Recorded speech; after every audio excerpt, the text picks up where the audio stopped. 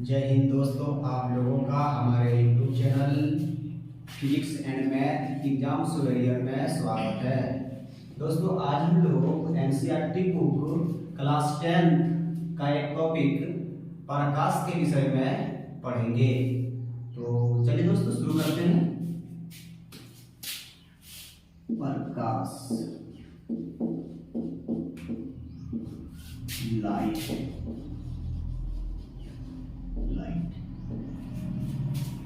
दोस्तों, प्रकाश के कुछ बुनियादी पॉइंट्स को देखते हैं, यानी बेसिक पॉइंट को देखते हैं।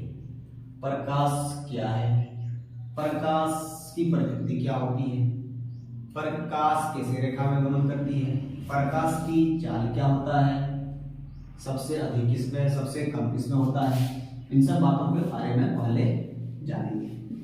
तो देखते हैं। ऊर्जा, दूसरा पॉइंट में प्रकृति यानी प्रकाश का प्रकृति। तीसरा में देखेंगे प्रकाश का गमन,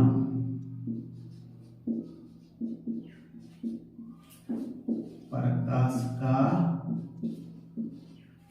गमन। चौथा पॉइंट में देखेंगे प्रकाश की चाल, प्रकाश की चाल। तो दोस्तों, प्रकाश किस प्रकार का ऊर्जा है, इसके विषय में हम लोग देखते हैं।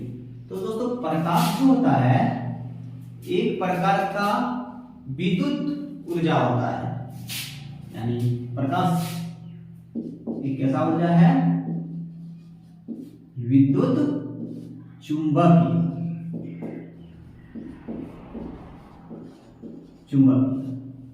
प्रकाश किस प्रकार का ऊर्जा है, विद्युत चुंबकीय। और दोस्तों, हम लोग ये भी जानते हैं विद्युत चुंबकीय ऊर्जा जो होता है वो अनुप्रस्थ तरंग होता है। तो प्रकाश भी एक प्रकार का किस तरह का तरंग होगा, अनुप्रस्थ। तो जान लिए प्रकाश किस प्रकार का ऊर्जा है। प्रकाश एक प्रकार का विद्युत ऊर्जा है, या प्रकाश एक प्रकार का अनुप्रस्थ तरंग है। तो प्रकाश का प्रकृति के बारे में आप जानते हैं। तो प्रकाश की प्रकृति जो होता है वो तरंग के रूप में भी होता है और कण के रूप में भी होता है। तो प्रकाश विद्युत चुंबकीय सिद्धांत जो है वो प्रकाश के सभी गुणों की व्याख्या नहीं कर पाता है। तो प्रकाश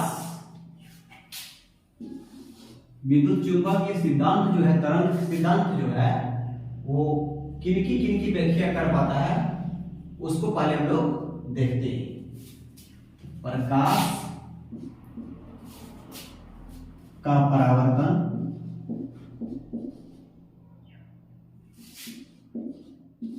प्रकाश का अपवर्तन,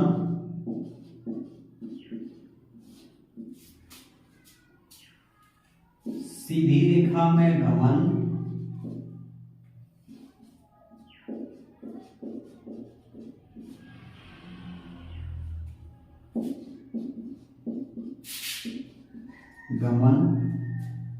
प्रकाश का विवर्तन, प्रकाश का व्यतिकरण,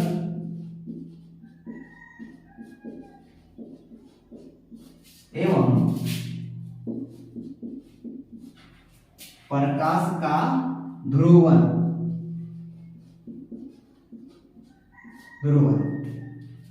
तो दोस्तों,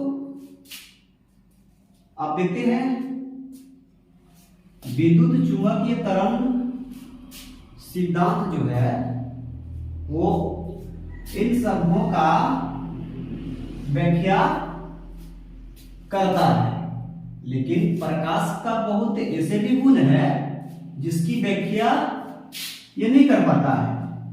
तो उसकी व्याख्या कौन करेगा, कण के रूप में करते हैं हम लोग। किस रूप में करते हैं, कण के रूप में। तो कण के रूप में किसका व्याख्या किया जाता है, तो वो है विद्युत प्रकाश का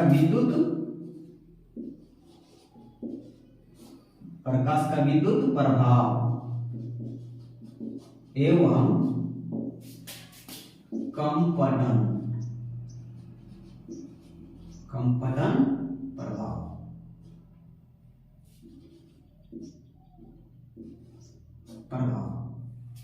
कंपन प्रभाव, इसकी व्याख्या कौन करता है? वैज्ञानिक आइंस्टीन द्वारा प्रतिपादित प्रकाश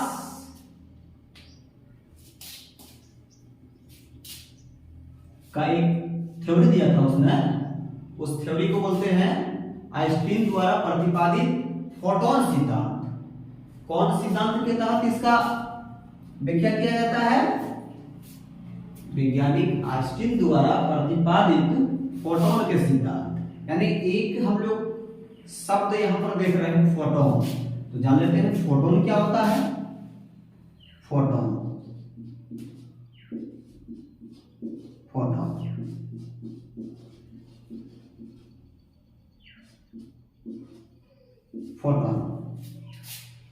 फोटोन को जान लेते हैं क्या होता है। तो वैज्ञानिक आइंस्टीन ने अपने सिद्धांत में बताया था कि फोटोन जो होता है वो विद्युत पर। फोटोन क्या है, किसने बताया? वैज्ञानिक आइंस्टीन ने क्या बताया कि फोटोन एक प्रकाश ऊर्जा का छोटे छोटे कणों का बंडल होता है, यानी पैकेज। यानी हम लोग बोल सकते हैं कि लाइट ऑफ एनर्जी होगा। तो फोटोन का चाल कितना होता है? तो ये फोटोन का चाल जो होता है वो प्रकाश के चाल के बराबर होता है। यानी प्रकाश का चाल कितना होता है निर्वात में? तो निर्वात में प्रकाश का चाल होता है, तो देखेंगे आप लोग उसको भी। तो फोटोन का चाल कितना होगा? 3 × 10⁸ मीटर प्रति सेकेंड। और प्रकाश का निर्वात में चाल भी उतना ही होता है। तो दोस्तों हम लोग इसको दोबारा फिर एक बार देखते हैं, प्रकाश का प्रकृति के बारे में। तो जान लिए हम लोग कि प्रकाश तरंग के रूप में भी है और कण के रूप में भी इसका होता है। तो इसी को प्रकाश का जो तरंग और कण के रूप में होता है उसी को बोलते हैं अंग्रेजी में dual nature of light. Dual nature of light यानी किस रूप में? वेव्स यानी कण के रूप में और पार्टिकल्स के रूप में भी, कण के रूप में इसका इस्तेमाल होता है। और पहले हम लोग अभी कुछ देर पहले इसका भी डिस्कशन किए कि प्रकाश एक प्रकार का विद्युत चुंबकीय तरंग होता है, और इस सिद्धांत के तहत प्रकाश का परावर्तन, अपवर्तन, सीधी रेखा में गमन, प्रकाश का विवर्तन, प्रकाश का व्यतिकरण, प्रकाश का ध्रुवन, इनका व्याख्या किया जाता है। तो दोस्तों प्रकाश का परावर्तन, प्रकाश का अपवर्तन और सीधी रेखा में गमन ये कक्षा 10 में ही हम लोग पढ़ेंगे। बाकी जो प्रकाश का विवर्तन, प्रकाश का ध्रुवन, प्रकाश का व्यतिकरण, इसको क्लास 12 में हम लोग फिजिक्स में पढ़ेंगे। तो दोस्तों जान लीजिए कण के रूप में प्रकाश कहां कहां पर इसका व्याख्या करता है? तो विद्युत प्रभाव में, प्रकाश विद्युत प्रभाव में और कंपन प्रभाव में। इसका जो है प्रकाश विद्युत प्रभाव और कंपन प्रभाव का प्रतिपादन किसने किया था? तो जान लिए वैज्ञानिक आइंस्टीन ने। और उन्होंने कौन थ्योरी दिया था? आइंस्टीन द्वारा प्रतिपादित फोटोन थ्योरी यानी फोटोन सिद्धांत। इसके द्वारा कणों के रूप में जो प्रकाश का व्याख्या होता है उसके बारे में जानकारी मिलता है। तो दोस्तों आप लोग देखते हैं प्रकाश का गमन। तो दोस्तों लोग देख लिए प्रकाश का जो गमन होता है वो कैसी रेखा में होता है? सीधी रेखा में। और दोस्तों प्रकाश का चाल के विषय में हम लोग जानेंगे। दोस्तों प्रकाश की चाल सबसे अधिक होता है, वो होता है निर्वात में। कहां होता है? निर्वात में। निर्वात में। उसके बाद कहां होता है? गैस में। उसके बाद इसमें होता है द्रव में, फिर ठोस में। अगर प्रकाश की चाल सबसे अधिक पूछ ले तो प्रकाश की चाल सबसे अधिक निर्वात में। कहां सबसे अधिक? निर्वात में। निर्वात में प्रकाश की चाल कितना होता है? 3 गुना 10⁸ 8 मीटर प्रति सेकंड। उसके बाद फिर गैस में, उसके बाद द्रव में, और सबसे कम ठोस में। कभी कभी प्रश्न इस तरह से पूछ लिया जाता है कि प्रकाश का किरण समुद्र में कितना गहराई तक जा सकता है? तो दोस्तों वो जाता है 200 मीटर तक। 200 मीटर की गहराई तक हम लोग जाएंगे तो प्रकाश वहां तक पहुंचता है, वहां तक लाइट दिखाई देगा। उसका अगर नीचे, उससे अगर गहराई जाएंगे तो फिर अंधेरा, यानी उस प्रकाश वहां तक नहीं पहुंच सकता इससे अधिक। तो जान लिए हम लोग प्रकाश की चाल सबसे अधिक किसमें होता है। और ये प्रकाश की चाल निर्वात में जितना होता है उतना फोटोन का चाल होता है, ये भी हम लोग जान लिए। तो क्लास 10th में इन्हीं पॉइंट से प्रश्न पूछ ले जाते हैं। कितना प्रश्न पूछ सकते हैं इससे? तो देखते हैं एक एक करके हम लोग। पहला प्रश्न इस प्रकार पूछ सकता है कि प्रकाश क्या है? तो प्रकाश एक प्रकार का ऊर्जा है। प्रकाश किस प्रकार का ऊर्जा है? तो प्रकाश विद्युत चुंबकीय ऊर्जा है। प्रकाश की प्रकृति कैसा होती है? तो प्रकाश तरंग के रूप में भी होता है और कण के रूप में भी होता है। उसी को बोलते हैं ड्यूअल नेचर ऑफ लाइट। तरंग, प्रकाश का जो तरंग सिद्धांत होता है, प्रकाश का विद्युत चुंबकीय तरंग सिद्धांत, वो किसकी व्याख्या नहीं कर पाता है? तो वो भी हम लोग जान लिए। प्रकाश का विद्युत प्रभाव, यानी प्रकाश का विद्युत प्रभाव और कंपटन प्रभाव का व्याख्या नहीं कर पाता है। तो दोस्तों इसका व्याख्या कौन करता है? आइंस्टीन द्वारा प्रतिपादित फोटोन सिद्धांत करता है। याद रखो जानिए, यही से भी प्रश्न पूछ सकता है। प्रकाश कैसी रेखा में गमन करती है?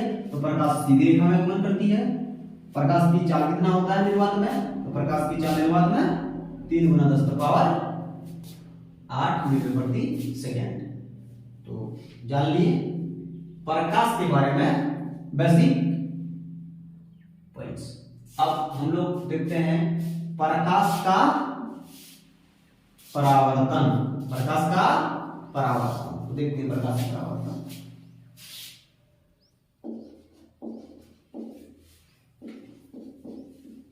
प्रकाश का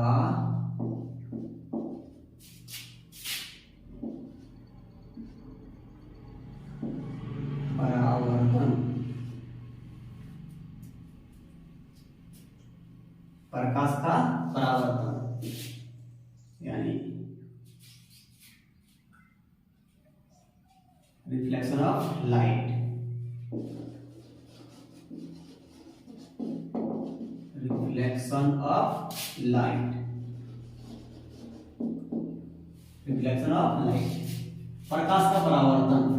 दोस्तों प्रकाश का परावर्तन क्या होता है, इसके विषय में हम लोग जानेंगे। तो परावर्तन शब्द का मतलब होता है कहीं से जाके टकराना और टकरा करके वापस लौट जाना, उसको क्या बोलते हैं? प्रकाश का परावर्तन। जैसे हम लोग अगर किसी क्रिकेट के बॉल को, टेनिस बॉल जिसको लोग बोलते हैं, मारते हैं दीवार में, वो टकरा करके वापस आ जाता है, उसको क्या बोलते हैं? प्रकाश का परावर्तन। या कहीं ध्वनि जाकर के टकराया और फिर दोबारा सुनाई दिया, उसको भी बोलते हैं प्रकाश का परावर्तन।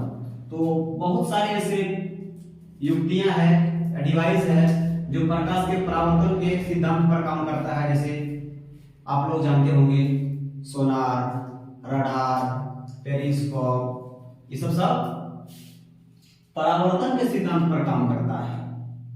तो अब देखते हैं हम लोग प्रकाश का परावर्तन। तो प्रकाश का परावर्तन करते हैं और दोस्तों साथ साथ ये भी हम लोग जान लेते हैं कि प्रकाश का परावर्तन सबसे अच्छा जो होता है वो होता है दर्पण। इसमें दर्पण में, और एक ऐसा वस्तु है जो प्रकाश को परावर्तित नहीं करता है। वस्तु क्या है वो, उसके विषय में हम लोग जानेंगे।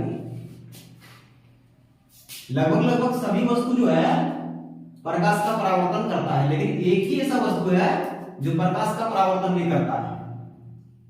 सबसे अच्छा तो प्रकाश का परावर्तन हम जान लें किसमें होता है, किस वस्तु में होता है, वो होता है दर्पण। लेकिन एक ऐसा भी वस्तु है जो प्रकाश का परावर्तन नहीं करता है, वो वस्तु कौन सा है बता सकते हैं आप लोग? जानते होंगे, कभी सुने होंगे, अगर नहीं जानते हैं तो कोई बात नहीं, मैं बताता हूं। वो होता है ब्लैक होल। ब्लैक होल से प्रकाश परावर्तित नहीं हो पाता है। तो ब्लैक होल दिखता है किस तरह, जब उससे प्रकाश परावर्तित ही नहीं होगा तो वो कैसा दिखेगा, एक हॉल की तरह दिखेगा। इसको हम लोग क्या बोलेंगे, ब्लैक होल। कभी कभी एसएससी, रेलवे एग्जाम्स में डायरेक्ट पूछ लेते हैं कि निम्नलिखित में से कौन सा ऐसा वस्तु है जो प्रकाश का परावर्तन नहीं करता है, तो उसमें आपको अवश्य ही दिखने को मिलेगा ब्लैक होल। वही एक ऐसा वस्तु है जो प्रकाश का परावर्तन नहीं करता है। तो दोस्तों हम लोग देखते हैं प्रकाश का परावर्तन। तो लेते हैं एक दर्पण में सबसे अच्छा परावर्तन होता है प्रकाश का। तो प्रकाश का परावर्तन को हम लोग अध्ययन करने के लिए एक समतल दर्पण को लेते हैं। तो एक समतल दर्पण ले लिए हैं, ठीक है। अब अगर इसी में हम प्रकाश को डालेंगे तो ये तो पार कर जाएगा, क्योंकि ये तो दर्पण है। दर्पण इस पार से उस पार दिखाई देता है दर्पण में। तो इसको हम लोग क्या करेंगे, एक साइड में पेंट कर देते हैं, पेंट कर देंगे ताकि प्रकाश आर पार ना हो सके। चलो पेंट कर देंगे। दोस्तों कभी कभी ये भी सवाल पूछता है कि जो दर्पण होता है उसका जो पेंट किया जाता है वो कौन सा पदार्थ रहता है, या कौन सा लिक्विड, या क्या होता है? तो वो होता है दोस्तों सिल्वर AgBr, सिल्वर ब्रोमाइड या सिल्वर आयोडाइड। और जानते हैं सिल्वर आयोडाइड जो है उसे कृत्रिम वर्षा होता है। तो हम लोग दर्पण को पेंट करने में किसका इस्तेमाल करेंगे, कलाई करने में AgBr, सिल्वर ब्रोमाइड का। तो अब देखते हैं हम लोग परावर्तन। एक किरण को टकराएं समतल दर्पण में, जो किरण टकराया उस किरण को बोलते हैं आपतित किरण। आपतित किरण जो टकरा करके वापस गया उसको बोलते हैं परावर्तित किरण।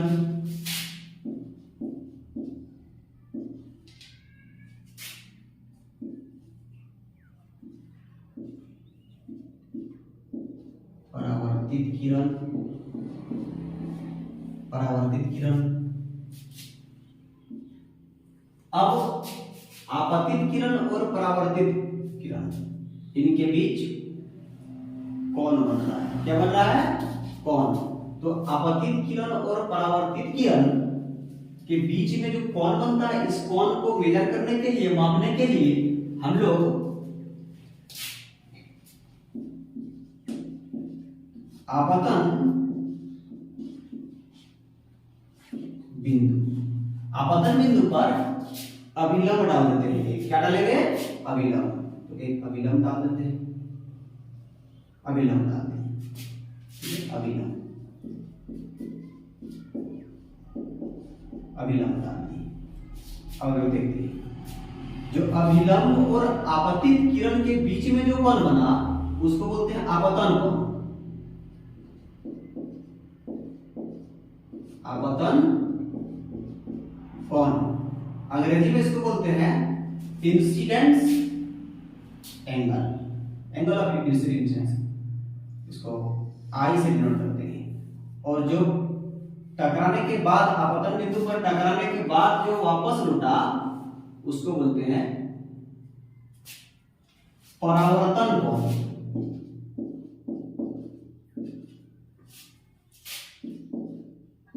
परावर्तन कोण इसको अंग्रेजी में बोलते हैं रिफ्लेक्शन एंगल।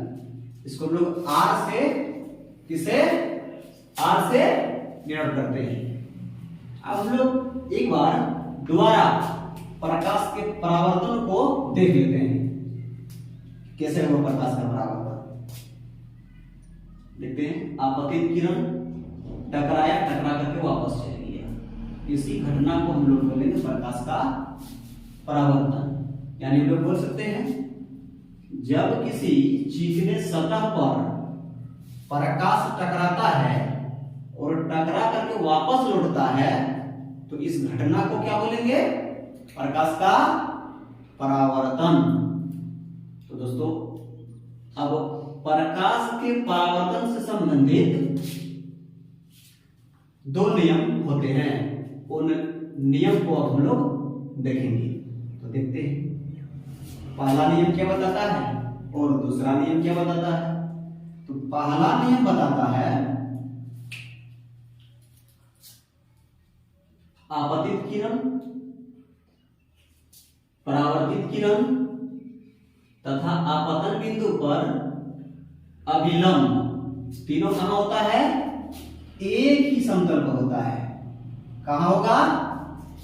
एक ही समतल पर होगा। पहला नियम। तो पहला नियम क्या हम लोग पढ़े?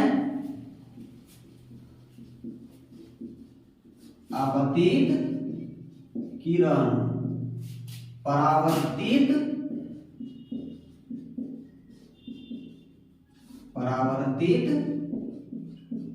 किरण तथा अभिलंब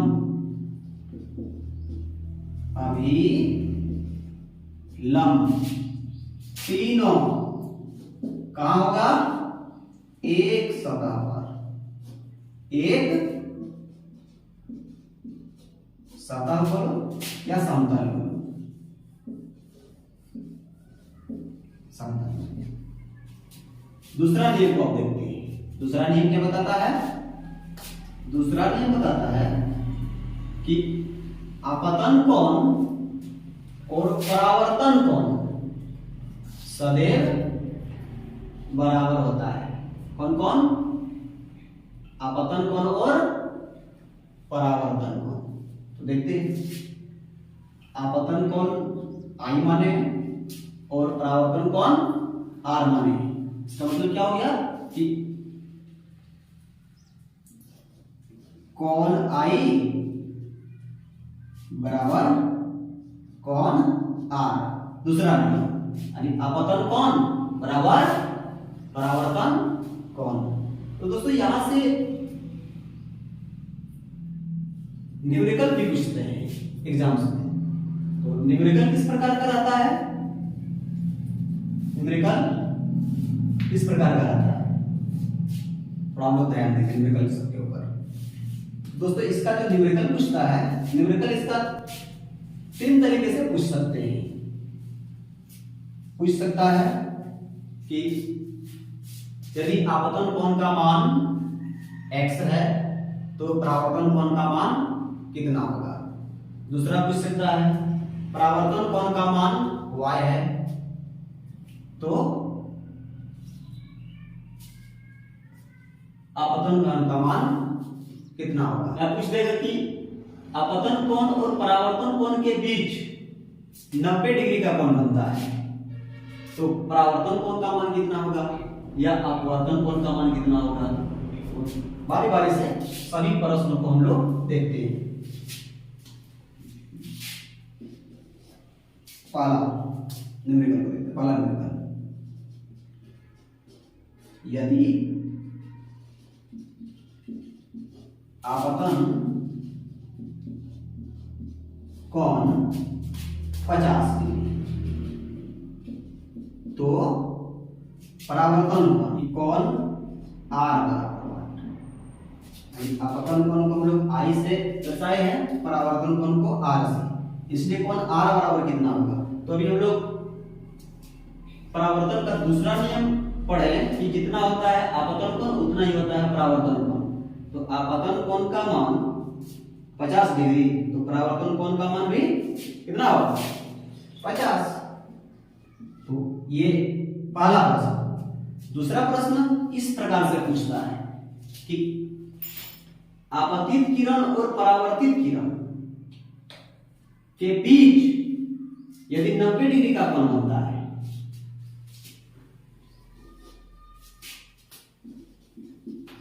यदि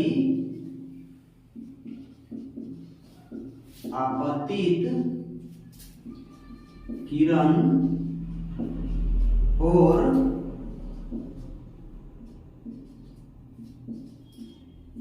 परावर्तित किरण के बीच 90 डिग्री, कितना 90 डिग्री का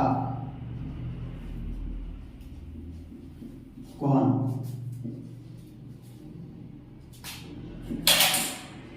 बनता है, तो कोण I और कोण R बराबर 1। इसमें दोनों कोण पूछ सकता है। तो आपतित किरण और परावर्तित किरण के बीच कितना का कोण बनता है 90। यानी इसको हम लोग फिगर के माध्यम से देख लेते हैं। चलिए देख लेते हैं। एक सतह ले लिए, इधर से किरण टकरा के वापस गया, तो इसके बीच कितना कोण बना 90। ये कोण 90 बन गया। तो हम लोग अभी लंब डालेंगे, तो इधर कितना का कोण बन गया 45, इधर भी 45, तो निकल गया परावर्तन कोण 45 डिग्री, अपवर्तन कोण भी 45 डिग्री।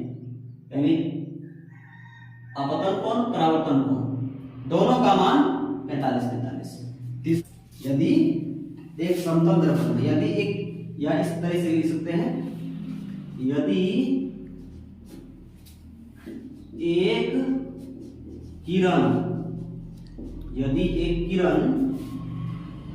तल से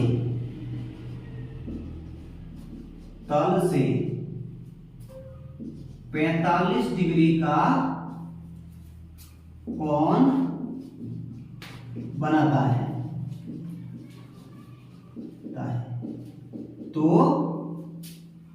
कोण I बराबर और कोण R बराबर 1। तो क्या पूछता है, यदि एक किरण एक तल से 45 का कोण बनाता है, इतना का 45 का, तो कोण R और कोण I,